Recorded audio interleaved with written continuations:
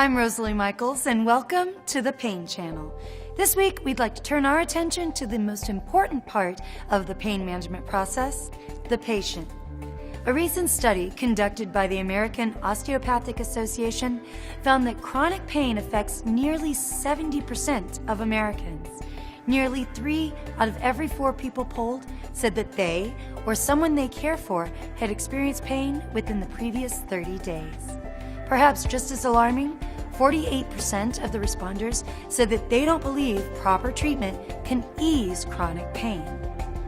For a response to the study, we turn to the medical director of the Pain Center of Arizona, Dr. Steven Sywick. Thank you for joining us, Dr. Sywick. Hi, Rosalie. Thanks for having me back. As an expert in pain management, does it surprise you to hear that such a large number of Americans are affected by pain in their everyday life? Well, actually it doesn't. The studies really are clear that it's nearly 70% of Americans that are suffering with some issue of pain. The problem here is that there's this distinction between acute pain and chronic pain. And it's mostly the chronic pain that we'll see at the Pain Center of Arizona. These are patients that typically have had pain symptoms that have failed to respond to some of the simple and conservative therapies, mostly rest and or ice or heat and some simple over-the-counter medications. These patients are still having pain 3 months later. Those are the typical patients actually that the study is referring to, and the majority of patients that we'll see at the Pain Center of Arizona. Very interesting.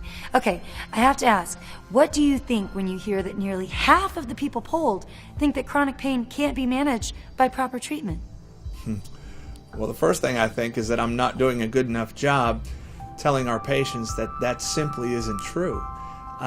There are treatments. There are excellent treatments for patients with chronic pain, and what I need to do is make sure that everybody knows about them. At the Pain Center of Arizona, we often tell our patients that we have options of medication management, both narcotic and non-narcotic. We have physical therapy options.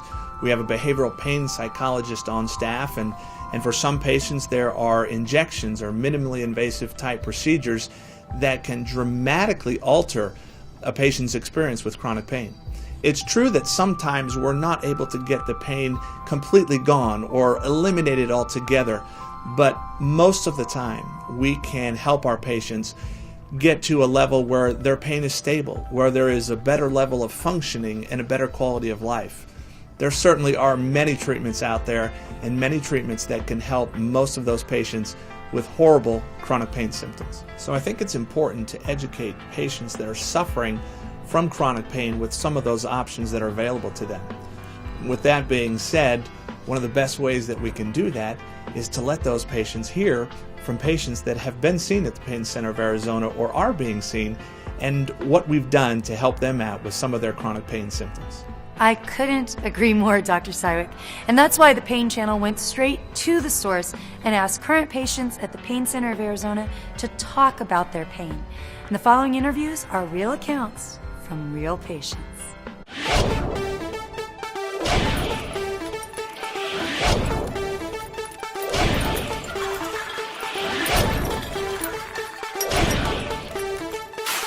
I have lower back pain.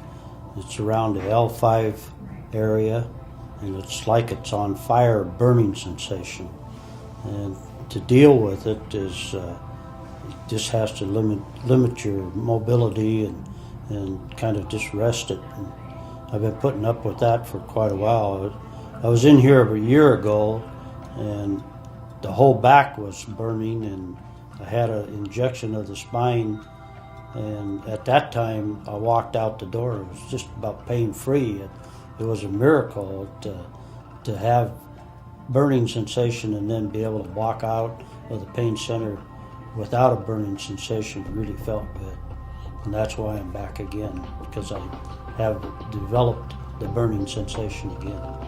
That's how I got back into life, and I'm able to play ball and the activities, I'm able to do a lot more activities and enjoy life again in this day and age. I was dealing with pain 10/10 initially when I was injured. I had 3 epidurals, which blocked a lot of the pain. It stopped it. It went from 10/10 down to 7/10. And I've lived with 6 to 7/10 since about 1998. And then I've taken all these medications, and that's helped, but it doesn't stop the pain. It just takes kind of the edge off the pain.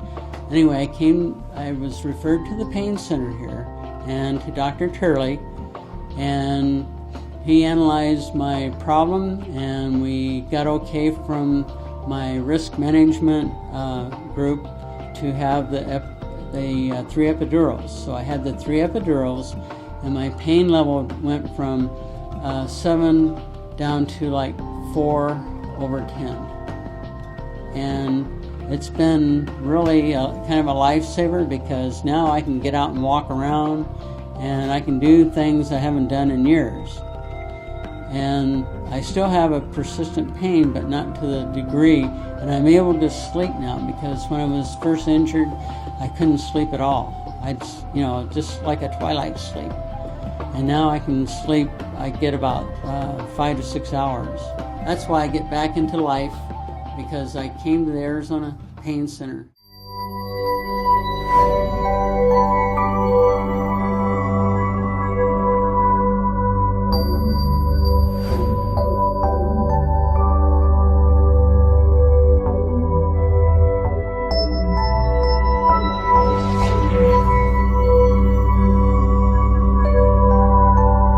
Experience the Pain Center of Arizona and get back into life.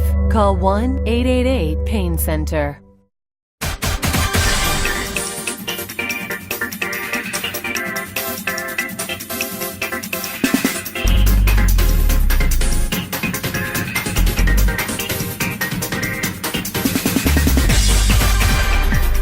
In today's show, we're at the Ironman event. We're asking the crowd a couple of intriguing questions, and this is their response.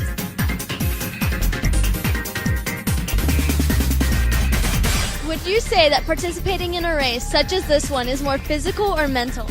Oh, definitely mental. I mean, you have to have the physical part, but mentally, to be by yourself in your head all day long, it's huge. I think an event like this, it'd be more mental, because there's a certain point where your body, you've got to train it to go so far, and after that, the pain, you just got to deal with it, the pain goes away, and your mind just needs to kick in and put you the rest of the way to the end.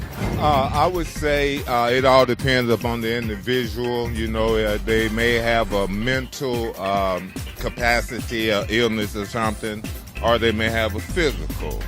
So whichever coincides the most, whether it's physical, they will have more problems. And then, you know, mental is also pain. I think a whole lot of it is mental, but of course they've been training for years. I mean, my daughter's in this, and she's been training for 2 years to do it. So it's both.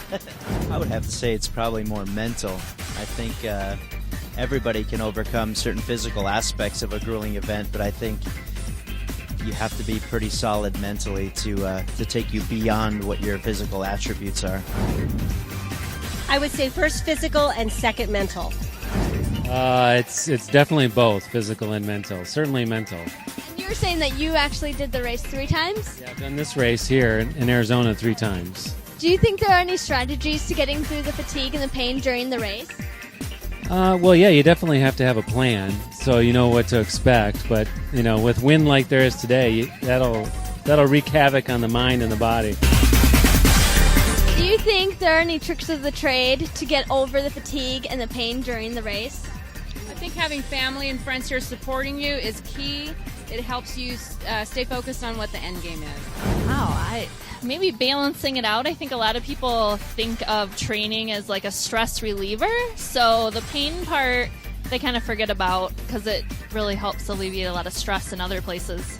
I think it comes down to the individual. You have to just find something that motivates you personally, whether it's maybe a loved one or a mentor that you may have, or somebody that's been there, done that before you, kind of give you the inspiration and the spirit to do it.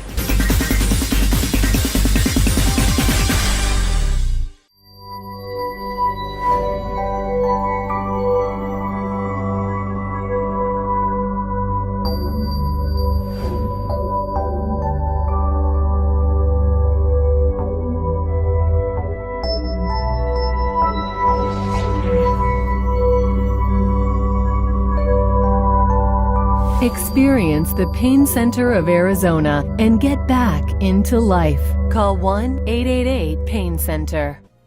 Well, we're almost out of time, which means it's time for another edition of Ask Dr. Cywick. And this week's question comes from Ruth Claiborne of St. Louis, Missouri. Ruth asks, Dear Dr. Cywick, is it difficult being around people in pain all the time? How do you deal with it? Well, thanks for your question, Ruth. And I will tell you that day after day after day, there are some really sad stories that we hear. Let me tell you, chronic pain has a way that it destroys patients' lives. It destroys families. It destroys patients' abilities to work. It can really be a difficult thing to listen to some of these sad stories on a regular basis. But I will tell you, and I will tell you with a smile on my face, that the success stories are what make it all worth it. There are patients day after day after day whose lives have been ruined by issues of chronic pain that have come to the Pain Center of Arizona, and we've given them that level of stable pain control. We've gotten them an improved level of functioning, an improved quality of life. We've got them back into life, and that's why I do it. It's those stories that make it all worth it. So thanks for your great question, and please know that we'd love for you to be one of those success stories at the Pain Center of Arizona too. Well, thank you for all your thoughtful answers. And if you have a question to ask Dr. Cywick, don't forget to email him at painchannel.tv, particularly if you have a question related to next week's focus, which will be amputations. Well, that's our show. Be sure to join us next week for a very special episode of the Pain Channel when we'll be spending a day with Michael Roman, a professional race car driver who only has one leg. Don't miss his inspiring tale next Wednesday at 3 p.m. And we'd like to thank everyone who contributed to this week's show. We'll see you next week.